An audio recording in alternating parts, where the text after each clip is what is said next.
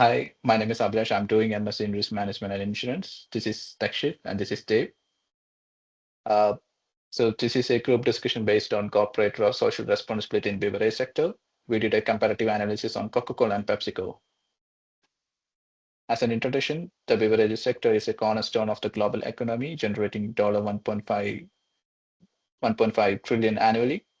Uh, this is a difference between the Pepsi and versus Coca-Cola. There's a 7 into greater interest in Pepsi and 9 into greater interest in Coca-Cola. USA is the most consumed for the Pepsi, and Brazil is the most consumed country for Coca-Cola. The key challenges include water scarcity, packaging waste, carbon emissions, and ethical supply chains.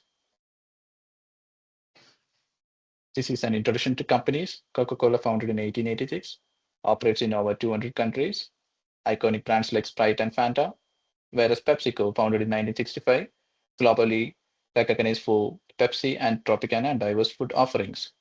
This is a comparative market share bar chart. Coca-Cola holds a majority 48% and PepsiCo holds a minority 26%. I'm handing over this to Dakshit to explain the CSR performance rating, labor and human rights. Thank you. Thank you, Abhilash, for the introduction. So I would like to talk about CSR performance rating for labor and human right in consideration with two companies, Coca-Cola and PepsiCo. Coca-Cola has a strong anti-discrimination policies, partnership with gender equity. For example, by 5 by 20 initiatives, 5 million women empowered by 2020. PepsiCo focuses on employee well-being and safety. That is 83% of global employees engagement in 2022. If we analyze the table given in the presentation, Coca-Cola has 47% of women managers, whereas PepsiCo has 43% of women managers. Considering environmental issues, Coca-Cola pledged to become water neutral by 2030, a goal set by them, and replenished to 209 billion liters of water in 2021. PepsiCo is committed to net zero emissions by 2040, a goal set by them, and has invested in sustainable farming for 2.5 million acres. Both the companies have faced criticism so far, such as Coca-Cola is the largest producer of the plastic waste globally, claimed in the 2021 audit report, whereas PepsiCo is lagging in water usage reduction as compared to the Coca-Cola. This is the graphical pie representation of environmental issues by both the companies, in which we can study that Coca-Cola uses 2.2 liter of water per product and PepsiCo uses 2.5 liter of water per product. From this here on, I would like Dave to speak about governance and operating practices for both the companies. Please, Dave. So governance and operating practices for both the countries is Coca-Cola is ranked CDP A minus rank and PepsiCo is ranked CDP B.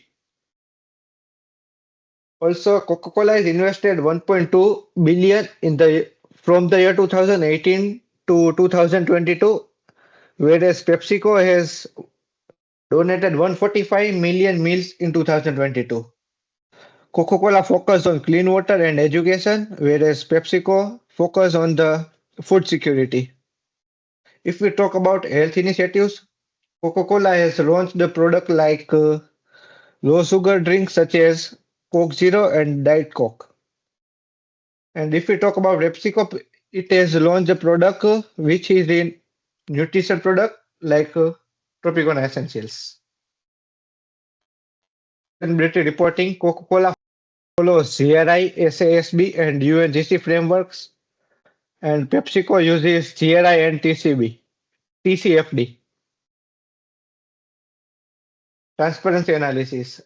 So we have done transparency analysis by analyzes the factors such as overall transparency, scope 3 emission, and plastic neutrality, in which dark blue line stands for Coca-Cola and light blue stands for PepsiCo. So from here, I would request Dakshit to carry on. Thank you, Dave. So, sustainable development goals. Both the companies have sustainable development goals such as clean water and sanitization, replenishing water resources. For Coca-Cola, responsible consumption and production, such for by using plastic-free alternatives. Take urgent actions to the climate changes. Strengthen the means of implementation and revitalize the global partnership for sustainable development. If we talk about the PepsiCo has a goal such as zero hunger, supporting food security initiative, which is already carried out by them. Clean water and sanitization, such as same as Coca-Cola. Affordable and clean energy, decent work and economic growth, industry innovations and infrastructure, sustainable cities and communities, using plastic-free alternatives and life on a land. Uh, CSR evolutionary stages. Coca-Cola is positioned at transformative stage by global partnership, for example, WWF for water conservation, and PepsiCo is positioned at integrated stage by focusing on the sustainable farming. This is the line graph showing the evolutionary stages for both the companies.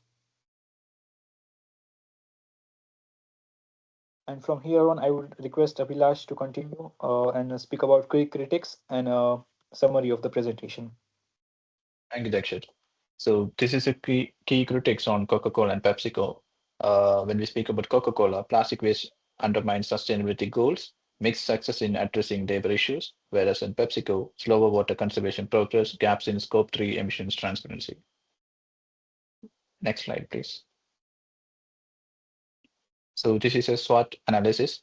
The strength, weakness, opportunity, and threats. Strengths, Coca-Cola, global partnership, for example, WWF for water conservation. Is PepsiCo, strong focus on sustainable farming practices. The weakness, Coca-Cola criticism for plastic waste and greenwashing allegations. PepsiCo, slower progress in water conservation and transparency issues. Opportunities, when we speak about Coca-Cola, expansion of biodegradable packaging initiatives, whereas PepsiCo scaling renewable energy use across production facilities. As threats, Coca-Cola rising scrutiny over water-intensive operations in drought-prone regions, PepsiCo competitive pressure to improve Scope 3 emissions transparency. Next slide, please. So these are the recommendations from our analysis. So as you can see the picture, there's a 17 sustainable development goals.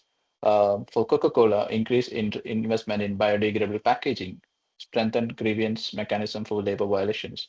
Whereas for PepsiCo, accelerate water saving technologies in operations, improves our supply chain transparency and accountability.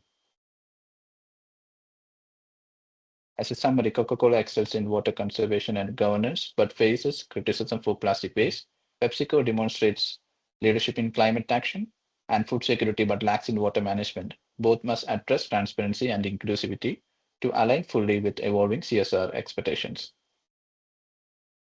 As a closing statement, as global leaders in the beverages sector, Coca-Cola and PepsiCo holds immense responsibility in shaping sustainable practices.